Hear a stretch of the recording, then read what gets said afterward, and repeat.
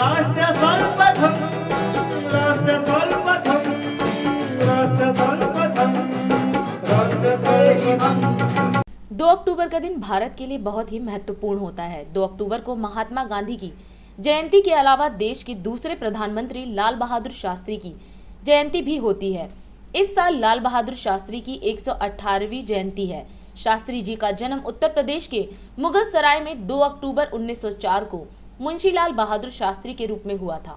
बचपन में ही शास्त्री जी के पिता की मौत हो गई थी, जिसके कारण वे मां के साथ अपने ननिहाल मिर्जापुर चले गए। यहीं पर उनकी प्राथमिक शिक्षा हुई। उन्होंने शिक्षा हासिल करने के लिए विषम परिस्थितियों का डटकर सामना किया।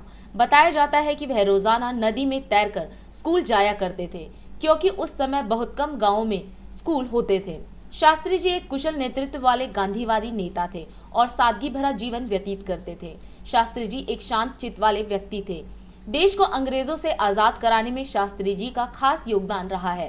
साल 1920 में शास्त्री जी देश की आजादी की लड़ाई में शामिल हुए थे और स्वाधीनता संग्राम के कई आंदोलनों में महत्वपूर्ण भूमिका निभाई। इन आंदोलनों में मुख्य रूप से 1921 का असहयोग आंदोलन, 1930 का दांडी मार्च और 1942 का भारत छोड़ो आंदोलन है। शास्त्री जी रेल मंत्री, परिवहन एवं संचार मंत्री, वाणिज्य एवं उद्योग मंत्री, गृह मंत्री एवं नेहरू जी की बीमारी के दौरान बिना विभाग के मंत्री रहे और नेहरू जी के निधन के बाद प्रधानमंत्री बने। सेना के जवानों और किसानों का महत्व बताने के लिए उन्होंने जय जवान जय किसान का नारा भी दिया। शास्त्री जी के प्रधानमंत्री बनने के बाद 1965 में भारत पाकिस्तान का युद्ध हुआ, जिसमें शास्त्री जी ने विषम परिस्थितियों में देश को संभाले रखा।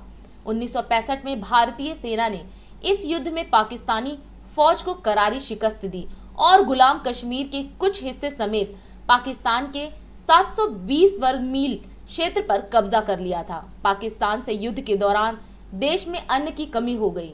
देश भुखमरी की समस्या से गुजरने लगा था। उस संकट के काल में लाल बहादुर शास्त्री ने अपना तनख्वाह लेना बंद कर दिया। देश के लोगों से लाल बहादुर शास्त्री ने अपील की थी कि वो एक हफ्ते में एक दिन एक वक्त व्रत रखें। लोगों ने भी एक वक्त व्रत रखना शुरू कर दिया था। देशवासियों ने इसे शास्त्री व्रत कहना शुरू कर दिया था। प्रधानमंत्री रहते हुए उन्होंने अपने परिवार के कहने पर एक फिएट कार खरीदी। उस दौरान वह 12,000 रुपए में थी, लेकिन उनके बैंक खाते में केवल 7,000 रुपए थे। कार खरीदने के लिए उन्होंने पंजाब नेशनल बैंक से 5,000 रुपए के बैंक लोन के लिए आवेदन किया था। उस कार को नई दिल्ली के शास्त्री मेमोरियल में रखा गया है। लाल बहादुर शास्त्री 10 जनवरी 1966 को ताशकंद गए थे। यहाँ पाकिस्तान के साथ शांति समझौते पर एग्रीमेंट के कुछ ही घंटों बाद उन्होंने अंतिम सांस ली। उनकी मौत आज भी एक रहस्य मानी जाती है। आपको बता दें कि शास्त्री जी मरणोपरांत भारत के सर्वोच्च नागरिक पुरस्कार भारत रत्न से सम्मानित होने वाले पहले व्यक्ति थे। और अधिक खबरों के लिए आप हमारे YouTube चैनल दैनिक इंडिया दर्पण को अभी सब्सक्राइब करें और नोटिफिकेशन के लिए बेल आइकन को प्रेस करना ना भूलें।